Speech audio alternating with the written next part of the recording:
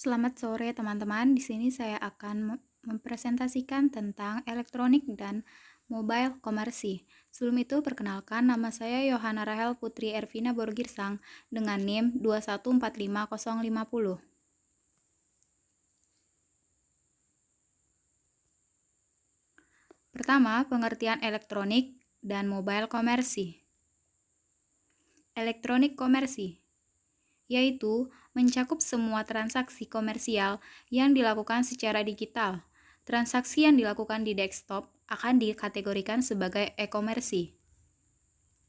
Kedua, mobile komersi, yaitu hanya mencakup transaksi mobile, termasuk transaksi digital yang dilakukan di smartphone. Jika Anda melihat halaman brand pakaian atau retail melalui aplikasi atau situs mobile, akan dikategorikan sebagai transaksi mobile komersi. Selanjutnya, pengertian B2B dan B2C. Pertama, business to business atau disingkat dengan B2B, yaitu sebuah model penjualan yang terjadi antara satu bisnis perusahaan dengan perusahaan bisnis lainnya. Salah satu contoh B2B yaitu importir spare part mesin yang menjual barangnya ke pabrik tekstil. Kedua, business to customer atau B2C adalah model penjualan antara pelaku bisnis dengan konsumen. Contoh B2C ini lebih familiar dan bisa kita lihat sehari-hari seperti berjualan makanan dan lain-lainnya. Di sini juga saya akan menjelaskan tentang 7 perbedaan B2B dan B2C. Pertama itu target pasar. B2B menargetkan pelaku dalam bisnis perusahaan, sedangkan B2C menargetkan pembelian dari konsumen secara perorangan. Di sini terlihat sangat jelas perbedaan keduanya. Namun, secara jumlah, prospek pasar B2B cenderung kecil karena jumlah pengusaha atau produsen pastinya lebih kecil dibandingkan konsumennya. Itu mengapa B2B memiliki potensi penjualan yang spesifik, sedangkan B2C menargetkan konsumen, maka potensi pasar B2C sangat luas dan hampir tak terbatas.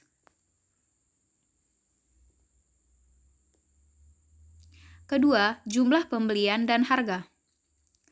Di dalam marketing, siapa yang membeli ikut mempengaruhi jumlah barang yang dibeli serta harganya.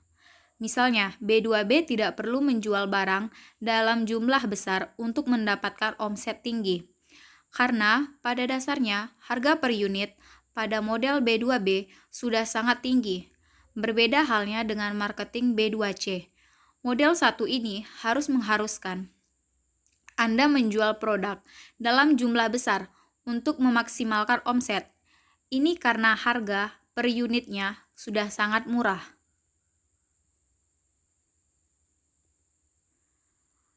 Klien bisnis B2B adalah klien bisnis yang logis.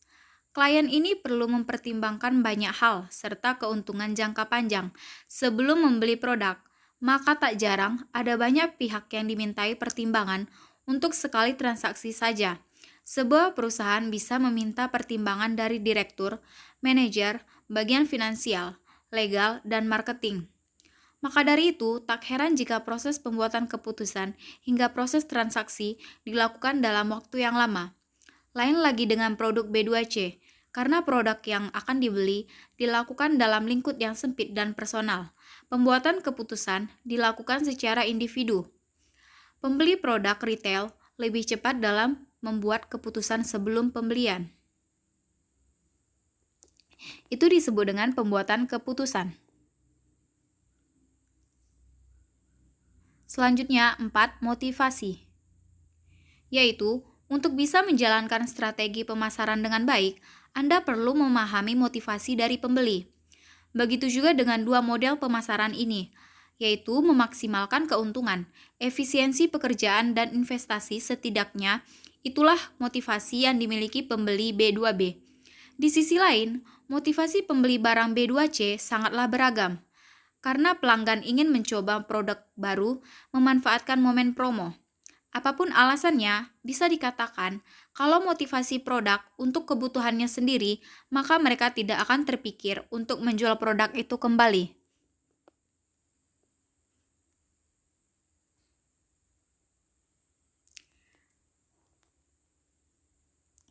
Yang kelima, hubungan penjual dengan pembeli. Dalam bisnis B2B, memiliki proses yang panjang dan rumit. Membuat klien B2B, bisnis cenderung menjalin hubungan jangka panjang dengan suppliernya. Sekali klien merasa puas dan cocok dengan kualitas, kemungkinan akan terus memakai supplier tersebut. Berbeda halnya dengan hubungan B2C. Hubungan pembeli dan penjual berlangsung jangka pendek. Ditambah ada banyak pilihan produk dan promo di pasaran yang menyebabkan pelanggan bisa dengan mudah berpindah ke satu produk ke produk lainnya. Yang keenam, persaingan. Persaingan adalah hal biasa dalam bisnis, tapi kita tetap perlu paham bagaimana persaingan itu terjadi. Karena dengan itu, kita bisa menyusun strategi untuk memenangkan persaingan. Jika dilihat dari banyaknya pelaku bisnis, B2B memiliki tingkat persaingan yang sedikit rendah dan model B2B belum banyak diminati. Sangat beda halnya dengan B2C. Dalam banyaknya pelaku bisnis, tentu memiliki tingkat persaingan yang amat tinggi. Persaingan terjadi di dalam berbagai sektor dan skala, mulai dari perusahaan kelas kakap sampai industri rumahan. Maka tak aneh jika B2C mempromosikan produknya secara besar-besaran. Yang ketujuh, strategi marketing. Dalam B2B, kerap menggunakan strategi marketing untuk meningkatkan reputasinya. Biasanya menggunakan media untuk menampilkan berbagai konten dan portofolionya. Cara ini dilakukan agar bisa meyakinkan calon klien bahwa sebuah bisnis memang memiliki keahlian di bidang tersebut. Strategi tersebut sedikit berbeda dengan B2C. Meski sama-sama membutuhkan reputasi, bisnis B2C mewujudkannya dengan cara berbeda. Bisnis yang langsung menyasar ke konsumen, biasanya menggunakan strategi marketing yang bersifat emosional atau membujuk. Selain itu, bisnis B2C yang gencar melakukan promosi dan diskon. Sekian penjelasan dari saya, terima kasih.